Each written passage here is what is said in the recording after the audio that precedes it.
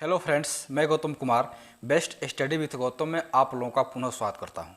जैसा कि हम लोग VVI इम्पोर्टेंट टॉपिक जो भी है सचिवालय के लिए उसका हम लोग अध्ययन कर रहे थे, तो पॉलिटी का कल आप लोगों ने देखा कि उसमें जो VVI टॉपिक थे उसको मैं आप लोग को यहाँ पर बताया और इसको बताने का प्रयास किया कि उसमें से कौन कौन से पॉइंट सबसे इम्पोर्टेंट है। तो पॉलिटी का मैं आप लोगों को बता चुका हूँ, उसके पहले इतिहास का मैं आप लोगों को बताया था। तो उसी कड़ी में आज जो है ज्योग्राफी के कुछ टॉपिक, कहने का मतलब ये है कि ज्योग्राफी से जितने भी क्वेश्चन पूछे गए हैं BSSC द्वारा, चाहे सचिवालय का एग्जाम हो या इंटरवल का एग्जाम हो, जितने भी क्वेश्चन ज्योग्राफी से पूछे गए हैं, भूगोल एवं पर्यावरण एवं पारिस्थितिकी, देखिएगा आप लोग, ये भूगोल का ही एक अलग टॉपिक है, पर्यावरण एवं पारिस्थितिकी। तो दोनों को कंबाइंड रूप में हम लोग इसका अध्ययन करेंगे और देखेंगे कि भूगोल में कौन कौन से बहुत ही महत्वपूर्ण टॉपिक है, उसी को हम लोग अध्ययन करेंगे। इससे भूगोल का जो सब्जेक्ट है बहुत ही विस्तृत है, तो उस इतने सारे टॉपिक को हम लोग अध्ययन नहीं करेंगे, वही टॉपिक अध्ययन करेंगे जिससे क्वेश्चन पूछे गए हैं या पूछने की संभावना है। क्योंकि समय कम है, इसको देखते हुए हम लोग खास टॉपिक जो इम्पोर्टेंट है उसी पर हम लोग फोकस करेंगे। तो चलिए चलते हैं और देखते हैं कि भूगोल के ऐसे कौन से टॉपिक हैं जिससे प्रश्न पूछने की प्रबल संभावना है। तो भूगोल यानी भारत का भूगोल एवं विश्व का भूगोल, जिसमें भारत का भूगोल से क्वेश्चन ज़्यादा पूछे गए हैं विश्व के भूगोल के बनिस्पत। तो भूगोल हुआ, उसका पर्यावरण एवं पारिस्थितिकी, इससे भी क्वेश्चन पूछे गए हैं। पर्यावरण पारिस्थितिकी में आता है, जैसे मान लीजिए राष्ट्रीय पार्क, अभ्यारण्य, जैव मंडल आरक्षित क्षेत्र, जितने भी इस तरह से क्वेश्चन बनते हैं पर्यावरण एवं पारिस्थितिकी से क्वेश्चन आते हैं। तो देखिए, पहला जो इसका पॉइंट सामान्य भूगोल, इसके तहत ब्रह्मांड यानी सौरमंडल का हम लोग अध्ययन करेंगे, जिसमें 8 ग्रह, उपग्रह या क्षुद्र ग्रह जितने भी है उस सौरमंडल के जो मेंबर हैं, सदस्य हैं, उसका इसमें लोग अध्ययन करते हैं। ब्रह्मांड में फिर पृथ्वी की गतियां हैं, गतियां आप लोग दैनिक गति, वार्षिक गति जो पढ़ते होंगे। उसके बाद अक्षांश, देशांतर, अंतर्राष्ट्रीय तिथि रेखा और स्थानीय समय, मानक समय, ये समान भूगोल से क्वेश्चन इससे बनते हैं। तो समान भूगोल सबसे इंपॉर्टेंट टॉपिक है। उसके बाद है भारत एक सामान्य परिचय, भारत का एक साधारण सा परिचय, सामान्य परिचय, मतलब भारत में कितने राज्य हैं, कितने संघ शासित प्रदेश हैं, हर एक राज्य की राजधानी कहाँ है, उसका उच्च न्यायालय कहाँ है, जो भी है भारत का एक सामान्य परिचय। भारत के उत्तर में कौन है, दक्षिण में कौन है, पूर्व में कौन है, पश्चिम कौन है, लंबाई कितनी है, चौड़ाई कितनी है, उत्तरी पॉइंट क्या है, दक्षिणी पॉइंट क्या है, इसके भूमध्य रेखा से भारत का दक्षिणतम बिंदु की दूरी कितनी है, ये सब भारत के एक सामान्य परिचय में आएगा। तो इसको आप लोग अध्ययन कीजिएगा। उसके बाद भारत के भौतिक प्रदेश, भारत के भौतिक प्रदेश को हम लोग 4 पार्ट में डिवाइड करके इसको अध्ययन करेंगे। तो देखते हैं, भारत के भौतिक प्रदेश में पहला है भारत का पर्वतीय क्षेत्र, मतलब भारत में जितने पर्वत हैं, मतलब भारत के उत्तरी दिशा में हिमालय पर्वत के अंतर्गत जितने ही पर्वत आते हैं उसका इसमें हम लोग अध्ययन करेंगे।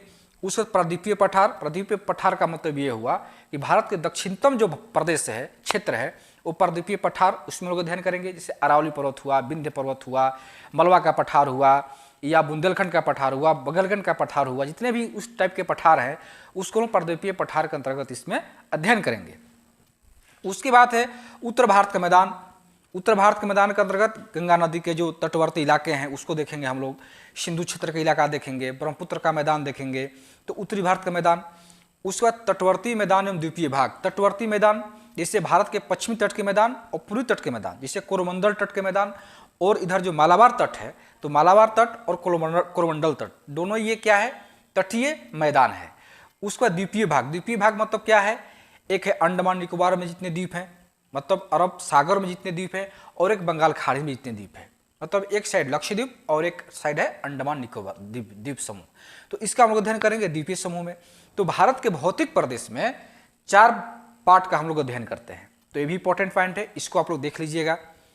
उसके बाद है अंतर्राष्ट्रीय सीमा रेखा, जितने भी अंतर्राष्ट्रीय सीमा रेखाएं हैं, चाहे भारत से संबंधित हो, भारत या अन्य देश के बीच में जो सीमा रेखा है, जैसे मैकमोहन रेखा भारत चीन के बीच में है, रेड क्लिफ रेखा भारत पाकिस्तान के बीच में है, डुरंड रेखा पाकिस्तान अफगानिस्तान के बीच में है, उसी तरह से मैगिनोट रेखा जर्मनी फ्रांस में। तो जितने भी अंतर्राष्ट्रीय रेखाएं हैं जो 2 देशों के बीच खींची गई है, उसका हम लोग इसमें अध्ययन करेंगे, जिससे इससे क्वेश्चन बार बार पूछे गए हैं। जब आप लोगों के पास होगा क्वेश्चन बैंक, उसमें देखिएगा कि अंतर्राष्ट्रीय सीमा रेखा से क्वेश्चन बार बार पूछे गए हैं।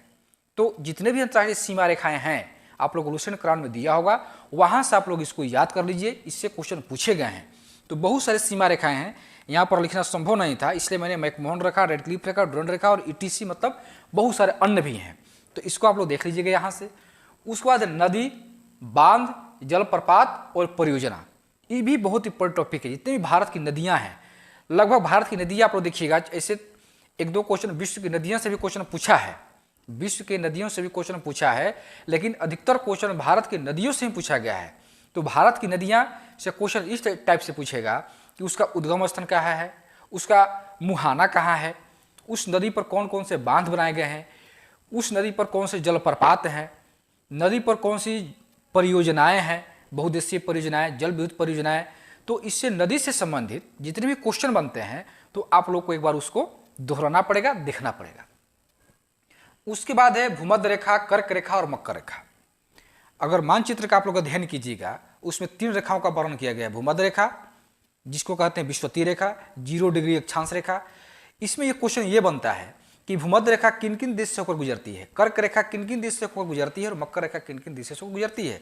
चूंकि भूमध्य रेखा क्वेश्चन पूछ चुका है कि किन किन देशों से गुजरती है, तो ये आप लोग याद कर लीजिएगा कौन कौन से देश हैं जिसे तीनों रेखाएं गुजरती है, या कौन कौन से महादेश हैं जिसे तीनों रेखाएं गुजरती है। तो तीनों रेखाओं को आप लोग एक कॉपी में बना करके देश, महादेश, संबंधित रेखाएं, उसको आप लोग देख लीजिएगा, याद कर लीजिएगा। उसके बाद एक क्रांति, ये क्रांति है कृषि क्रांति संबंधी। ये क्रांति इतिहास क्रांति नहीं है, ये क्रांति ज्योग्राफी का है। इसमें बहुत सारी क्रांतियां हुई है, इसे हरित क्रांति, श्वेत क्रांति, काली क्रांति, पीली क्रांति, बहुत सारी क्रांतियां हैं। तो उस क्रांतियों को आप लोग को एक बार देखना होगा, इससे क्वेश्चन से पूछे गए हैं। उसके बाद भारत के खनिज तथा ऊर्जा संसाधन, जितने भारत में खनिज पाए जाते हैं या ऊर्जा, जितनी भी ऊर्जा संसाधन है, इसमें से परमाणु ऊर्जा, ईंधन ऊर्जा, जीवाश्म ऊर्जा, पेट्रोलियम, प्राकृतिक गैस, तो जितने भी ऊर्जा संसाधन है उनको, और खनिज संसाधन उनको देखना है। उसके बाद उद्योग, भारत के उद्योग कौन कौन से, जैसे रेशम वस्त्र उद्योग, सूती वस्त्र उद्योग, जूट उद्योग, चीनी मिल उद्योग, जितने भी उद्योग हैं भारत के, या थोड़ा बहुत विश्व का भी देख लीजिएगा। इससे भारत का ही इंपॉर्टेंट है, लेकिन अगर समय है तो विश्व का भी उद्योग देख लीजिएगा। तो ये हुआ उद्योग। उसके बाद भारत के बंदरगाह, भारत में जितने बंदरगाह हैं, चूंकि बंदरगाह का टॉपिक मैं आप लोगों को पिछले लेक्चर में बता चुका हूं, जो स्टूडेंट नए हैं वो जाकर उसमें देख सकते हैं। टेलीग्राम चैनल ज्वाइन कीजिएगा, उसमें दिया हुआ भारत के बंदरगाह संबंधित जो भी PDF प्रोवाइड किया गया है, वहाँ पर टेलीग्राम चैनल पर दे दिए गए हैं, वहाँ से आप लोग देख सकते हैं।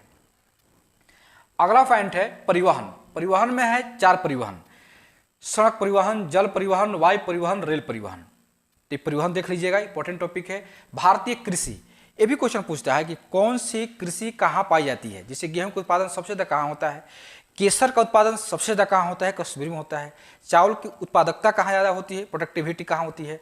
उसके बाद रबी की फसल कौन है, खरीफ की फसल कौन है, जायद की फसल कौन है। मतलब कृषि संबंधी जितने क्वेश्चन बनते हैं उसको आप लोग एक सरसरी निगाह से देख लीजिएगा।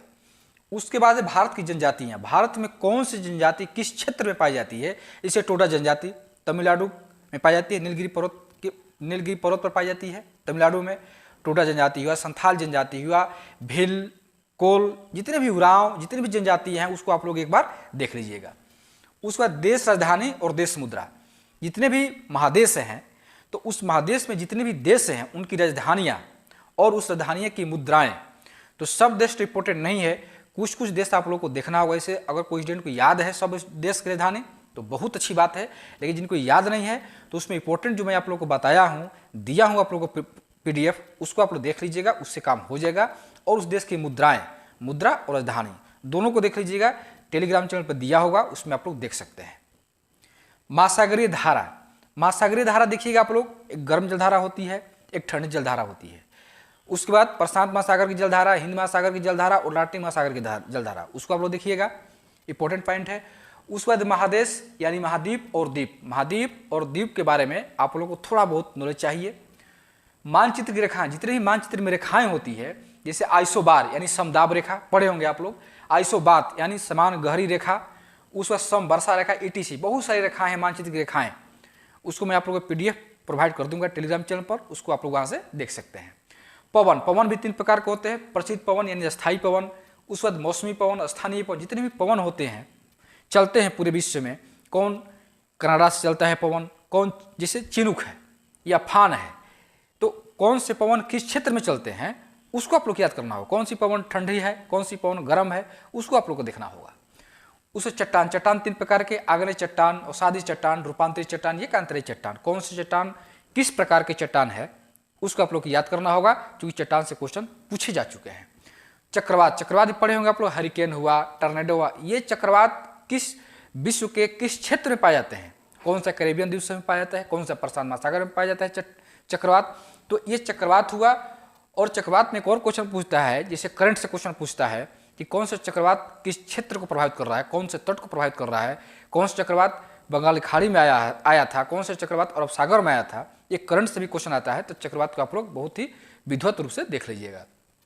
उसके बाद है पर्वत और पठार, मतलब विश्व के पर्वत, जितने भी पर्वत विश्व के हैं, कौन से पर्वत किस देश में हैं, उसकी ऊंचाई कितनी है, और पठार, कौन से पठार किस प्रकार के हैं, किस देश में स्थित होते हैं, जैसे छोटनागपुर का पठार, पामीर का पठार, पिटमाउंट पठार, मेसेटा का पठार, जितने भी पठार हैं, बोलिविया का पठार, वो पठार कहाँ पाए जाते हैं आप लोग इसमें देखना होगा। उसके बाद है झील, भारत का झील, विश्व का झील, तथा नहर, भारत के नहर और विश्व के नहर, ये आप लोग लुसेंट क्राउन में दिया होगा, वहाँ से देख लीजिएगा।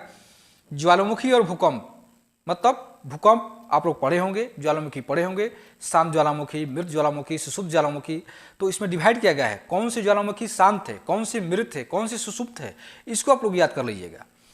उसके बाद मरुस्थल, मरुस्थल में आप लोग को वीडियो बनाकर दिया था, PDF में दिया हूँ, मैं प्रोवाइड किया हूँ, टेलीग्राम चैनल पर दिया है मरुस्थल, वहाँ से आप लोग देख सकते हैं मरुस्थल के बारे में, जितनी मरुस्थल है विश्व के वो सारे मरुस्थल को मैं आप लोग को दे चुका हूँ।